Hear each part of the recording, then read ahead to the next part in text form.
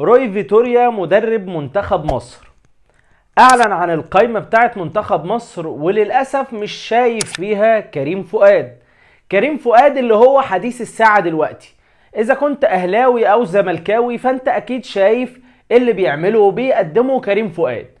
لاعب بالامكانيات دي وبالمهارات دي المفروض مكانه يكون منتخب مصر. حلو كده. خلي بالك ده مش كلامي، ده كلام الناس كلها دلوقتي. يعني انت مش محتاج ان انت تسرش بس على اسم كريم فؤاد وان انت تشوف العظمه قدامك.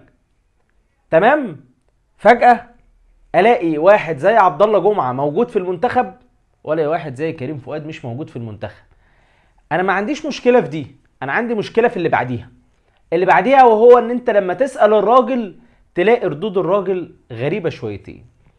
اولا كده قبل اي كلام ما تنساش انت الدعم الوحيد ليا، فانزل حالا دلوقتي اخبط اللايك المتين، ولو انت مش مشترك في القناة فعل زر الجرس واشترك في القناة عشان يوصلك كل جديد.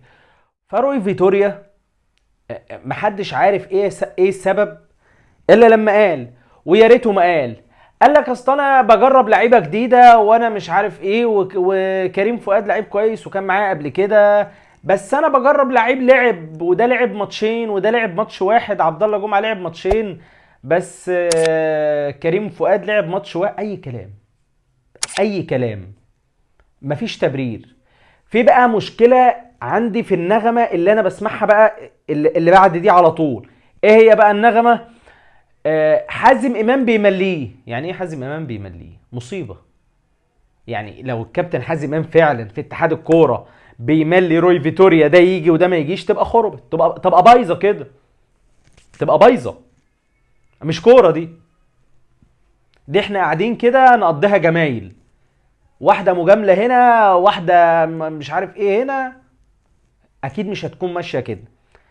طبعا ناهيك ان مصر كلها مش طايقه اتحاد الكوره، يعني مصر كلها مش طايقه اتحاد الكوره، بس يعني خلينا نظن الظن الكويس، ظن الخير.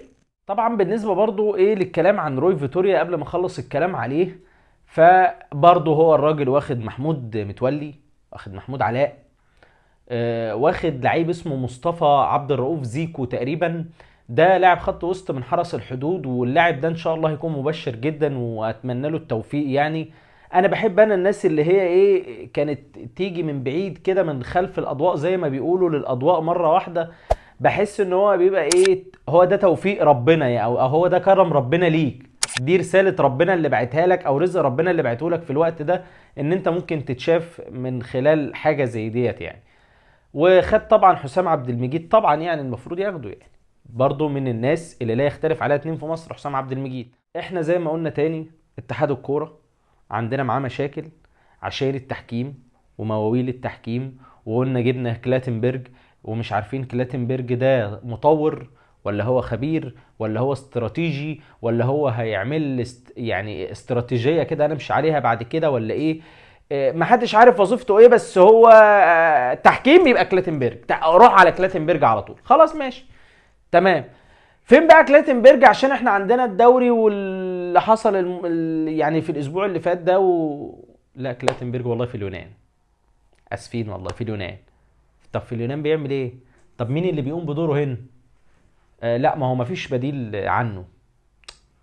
طب ازاي يعني مفيش بديل عنه؟ طب مين اللي هيقوم باعمال كلاتنبرج؟ طب هو كلاتنبرج ماشي ليه؟ ما هو كلاتنبرج خلاص بقى مش هيفضى بقى، كاس العالم داخل وما عادش فيه فاضل غير 15 يوم ولا حاجه، فالراجل عايز ايه؟ يبدا يحضر كده ويشوف الدنيا رايحه فين وجايه منين وبتاع. طب الراجل ده بياخد 30,000 دولار في الشهر، مش ده اهدار مال عام يا اتحاد كوره؟ مش يعني ده مش اهدار مال عام يعني؟ وبعدين هو اساسا مش موجود اصلا، يعني هو كلاتنبرج مش موجود اصلا.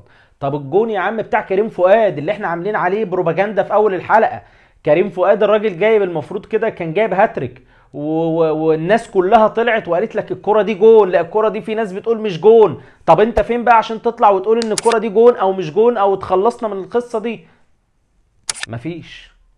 ولسه عندنا كمان، ده احنا عندنا لسه هيبقى فيه 3 اسابيع على الوضع ده، والدنيا هتبقى شغالة وبتاع في كاس العالم، وهنلعب ماتشات. ولا حياة لمن تنادي. طيب، استاد النادي الاهلي حديث وحلم كل اهلاوي.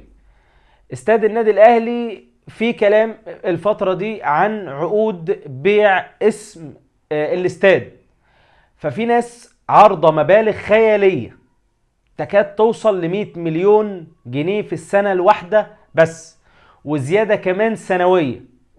يعني النادي الاهلي مش كمان ان هو خلص كمان في قصة زي ما قلت لك، هو خلص مع شركة اليانز. خلي بالك شركة اليانز دي المطورة، أو مش دي المطورة، يعني انا اقول لك دي شركة التأمين. تمام كده، خلاص هي دي اللي هتصدق على الكلام ده وتدفع الفلوس. مين بقى اللي هيعمل؟ دي مش قصتنا، اي حد يعمل. مطورين مصر كتير وما شاء الله، يعني عندنا في تطوير الملاعب كلها، فاحنا عندنا ناس كتير ما عندناش مشكلة في الحتة دي. طيب في كلام ان شركة اعمار حاطه برضو عينها ان هي هتكون المطور، وفي غيرها وغيرها وغيرها. بس الحدث دلوقتي ان هو لحد دلوقتي في كلام كتير جدا ان في كذا شركة قدمت عروض رسمية للنادي الاهلي، بس النادي الاهلي لسه ما اعلنش عن اي حاجة. العروض بتقول ان 100 مليون جنيه سنويا وزيادة كمان كل سنة عشان اسم استاد النادي الاهلي. تمام، زي حق تسويق كده. وهقول لك بقى حاجة كمان، الكابتن الخطيب الحمد لله تعافى تماما وهيرجع ان شاء الله تقريبا على 8 نوفمبر او 9 نوفمبر مثلا، اسبوع ولا حاجة، عشان برضو يتابع ملف كهربا واخر التطورات اللي حصلت فيه. ملف استاد النادي الاهلي ده في ايد الخطيب رسميا. بالنسبة بقى للحاجة الاخيرة اللي عايز اكلمك فيها، وهي ان عقود لعيبة النادي الاهلي وهما حسين الشحات، رامي ربيعة، عشان بس ما حدش بس ايه يعني يفتي، اصل لسه الفتاوى هتطلع الفتره الجايه. حسين الشحات، رامي ربيعه، الاتنين دول من ابناء النادي الاهلي، عملوا ضحوا للنادي الاهلي. النادي الاهلي اولى بولاده، هيجددوا، ولو في فرصه ان هم يطلعوا فهيخرجوا عن طريق النادي الاهلي، ولو هم هيستنوا لحد اخر يوم في العقد بتاعهم. النادي الاهلي دلوقتي مش في وقت ان هو يكلم لاعب على تجديد او كلام من ده. هم اكيد ما عندهمش اي مشكله، كل واحد فيهم بيضحي شويه عشان النادي الاهلي. شفنا حسين الشحات عمل ايه، ورامي ربيعه ما عندوش مشكله حتى لو هو هيطلع، بس بعد ما الراجل كولر يدي الامر ان هو يطلع وان هو يبقى ما عندوش مشكله، فممكن ان ايه ان رامي ربيعه يطلع، يعني ما فيش مشاكل والامور ماشيه مستقره. بالنسبه برضو لنادي الزمالك، الامور في اوضه اللبس بتاعه فيريرا والامور مع اللعيبه وفيريرا، اعتقد ان دي فتره كويسه.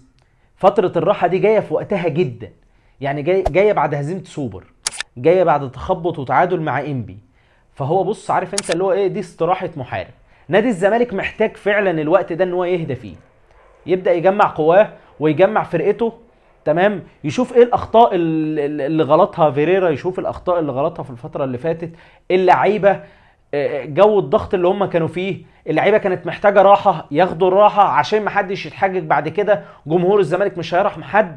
تمام، زي جمهور الاهلي بالظبط. اي نادي جماهيري انا فرقتي تكسب على طول، انا جاي عشان اتمتع، عشان فرقتي تكسب. اي نعم، انا هتقبل المكسب والخساره وبتاع، بس احب دايما ايه، احب دايما ان انا اشوف فرقتي فايقه، احب دايما ان انا اشوف فرقتي كسبان.